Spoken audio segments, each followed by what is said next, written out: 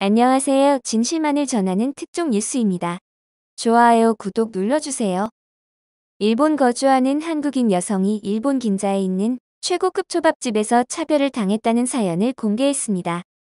지난 3일 한 온라인 커뮤니티에 일본 긴자에 위치한 유명한 프랜차이즈 초밥집에 방문했다가 불편을 겪은 일을 올렸습니다. A씨는 요리사에 유치한 차별 행위를 겪었다며 돈만 낭비하고 왔다고 분노를 표시했습니다. A씨는 이렇게 말했습니다. 스시를 먹는 도중에 내가 외국인인 걸 알았는지 그 이후 나오는 스시들은 갑자기 와사비 맛이 강해지고 소금투성이로 혀에 감각이 사라졌다. 충격적인 이야기는 이것뿐만이 아니라 더 이어졌는데요. 그릇 옆에 벌레 사체가 있는데도 한 직원은 그걸 보고도 바로 치워주지 않다가 갑자기 그릇을 바꿔준다며 그릇으로 벌레 사체를 덮어 교묘하게 치웠다. 와, 이게 말이 되는 일입니까? A씨가 올린 사진에는 테이블에 작은 벌레 2마리가 죽어있는 모습을 볼 수 있었습니다.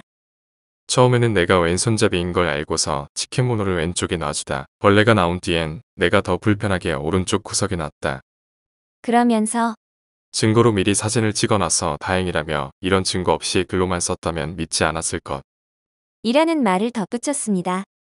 지금 화면에 보이는 사진들은 저희가 A씨가 온라인 커뮤니티에 올린 사진을 캡처한 사진들입니다.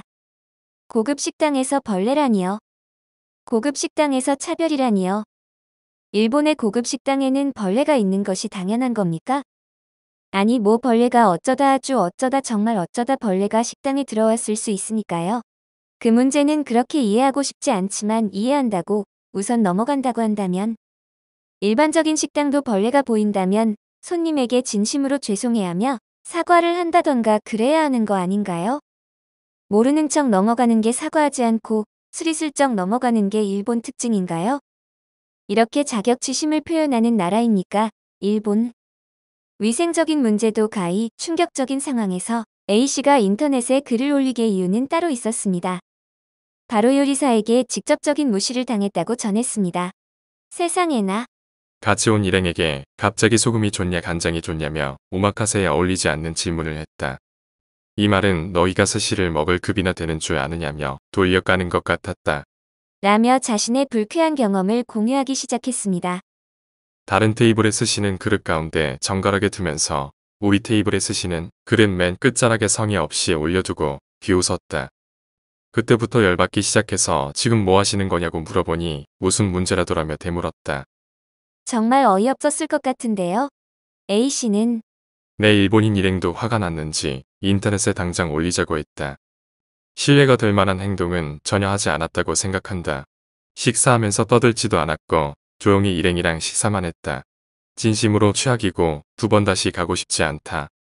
라는 말을 하였습니다. 사람이라면 당연한 반응입니다. 똑같이 돈을 지불했는데 이런 서비스를 제공받는 게 한국에서는 있을 수 없는 일입니다.